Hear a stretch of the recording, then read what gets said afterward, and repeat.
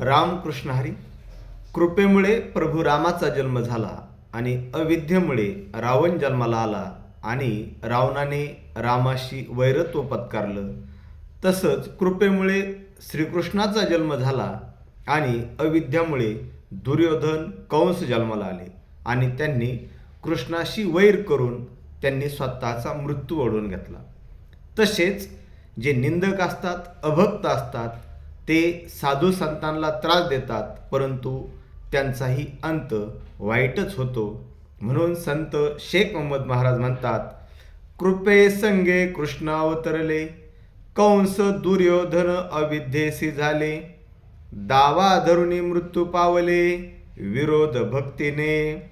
अशा प्रकारे अविद्येमुळे नुकसानच होते. म्हणून भगवंताची भक्ती करा, नामस्मरण करा. रामकृष्ण हरी.